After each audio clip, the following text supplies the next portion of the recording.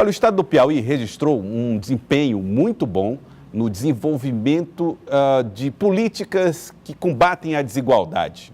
O estudo foi feito entre 2004 e 2014 por instituições e economistas ligados ao Fundo Monetário Internacional. Eu estou recebendo aqui no estúdio o Dr. César Fortes, que é do Banco de Fomento do Estado do Piauí, que vai nos ajudar a entender como o Piauí conseguiu reverter ou pelo menos diminuir as suas desigualdades. Doutor César, muito obrigado por aceitar o nosso convite aqui do Jornal do Piauí. Boa tarde. A que se atribui esses bons resultados do Piauí no combate à desigualdade?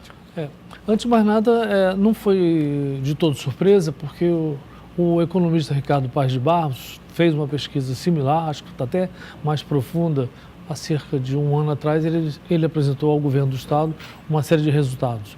Então, quais são os fatores, né? Quais são os fatores que explicam isso? Você tem uma série deles, pelo menos uns 5 ou 6. O Bolsa Família é muito falado, é o mais conhecido, mas não é o mais importante, curiosamente, não é o mais importante. Até a questão previdenciária é até mais importante. Muita gente faz confusão com isso, mas hoje o impacto que tem a questão previdenciária e assistência que fez fruto da Constituição de 88 é muito mais forte em termos financeiros. Pagamento de aposentadorias. De aposentadorias, especialmente a muitas pessoas da zona rural, que a Constituição permitiu isso, e pessoas que não colaboraram, não pagaram previdência, mas têm direito a receber agora. Trabalhadores rurais que... Especialmente rurais, exatamente. E é exatamente aí onde se concentra a maior parte da riqueza do Piauí. Então, isso significou um fluxo financeiro para essas pessoas espetacular, que hoje é mais ou menos 3 vezes do Bolsa Família, que no entanto é o mais conhecido, mas esse é muito mais forte. Outra coisa que teve junto com isso, que melhorou muito a condição de vida dos mais pobres, especialmente da zona rural, é o poder de compra do salário mínimo, sem dúvida. Esse também foi um fator muito forte que colaborou fortemente para a diminuição dessa pobreza e do desequilíbrio na renda que existe no Piauí e que é muito forte. Tiveram outros fatores também. A educação é um fator importantíssimo, mas a educação é algo que atua lentamente. Não é? Você tem alguns países do mundo que fizeram grandes revoluções de educação, mas estamos falando de 15, 20, 25 anos. Não é assim do dia para a noite. Então o senhor está considerando que no Piauí houve uma coisa que, entre aspas, foi do dia para a noite? Não, eu estou dizendo exatamente o inverso, que a educação evoluiu durante esse tempo, mas ainda há muito que evoluir. Entendi. Ou seja, os frutos serão colhidos ainda na frente. Exatamente. Você acredita que esses resultados ainda aparecerão? Ainda aparecerão, sem dúvida nenhuma. Agora, a pesquisa, ela não conta os anos de 2014 a 2017. Ela é de 2004 a 2014. O senhor acredita que esses 3 anos últimos vividos, com crise política, com crise econômica, fizeram o Piauí retroceder? A pesquisa vai mostrar isso no futuro? Provavelmente sim. Infelizmente sim. Porque tudo isso, com a diminuição de renda, geralmente sobra para os mais pobres. E geralmente são eles que pagam a conta. Então, o nosso Estado sempre teve uma concentração de renda muito forte. E isso é medido especialmente a partir de um economista italiano que criou uma forma de se medir isso, chamado Gini. Então, nós temos esse índice de Gini, sempre mostrou que o Piauí é um dos estados da federação com a maior concentração de renda. Quer dizer, nós somos pobres, isso todo mundo sabe, mas que nós somos injustos, isso nem sempre é muito bem lembrado.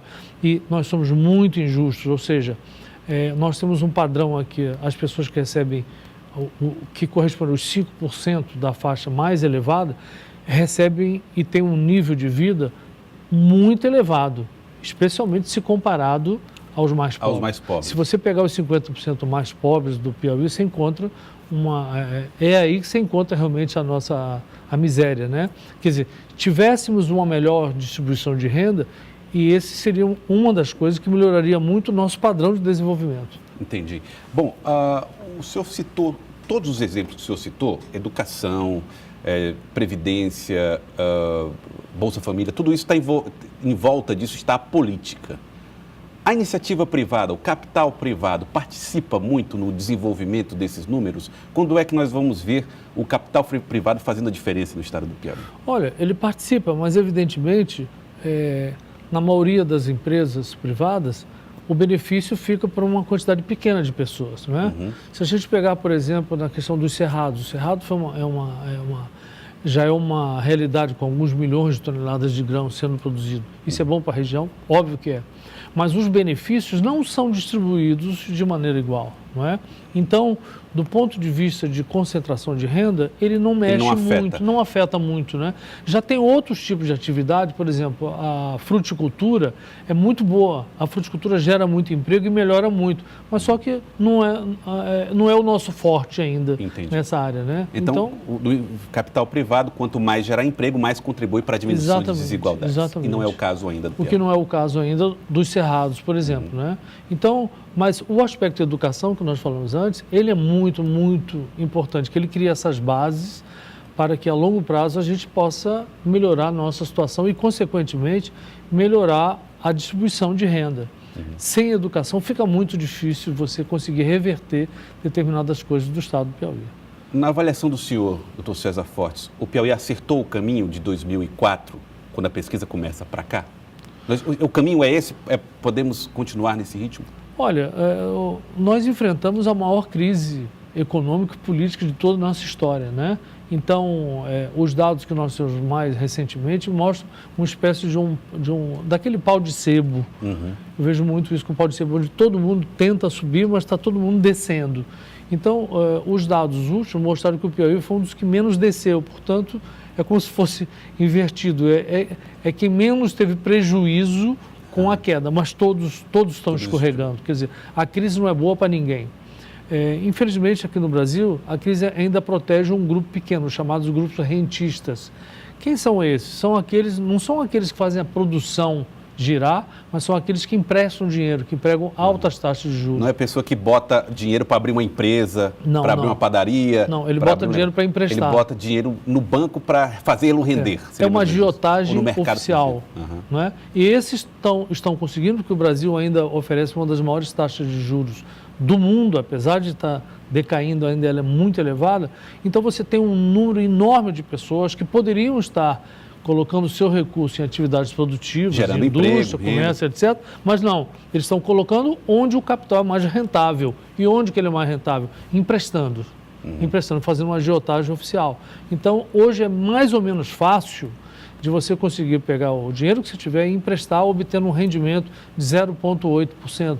Ou seja, para cada 100 mil reais que você empresta, você pode ter 800 reais de remuneração sem fazer absolutamente nada, sem esforço nenhum, ficando só em casa e pegando esse dinheiro. Isso hoje não é bom para a economia. Isso não é bom de jeito nenhum, mas esse é um lado fortíssimo do Brasil hoje, chamado capital rentista. Enquanto isso não for verificado, enquanto isso não for resolvido, infelizmente, eles sempre terão essa opção e nós não teremos um capital em atividades produtivas. Queria agradecê-lo, doutor César Fortes. Muito obrigado pela presença aqui no Jornal do Piauí. Um prazer. Doutor César Fortes, que é do Banco de Fomento, muito obrigado pela sua participação aqui no Jornal do Piauí.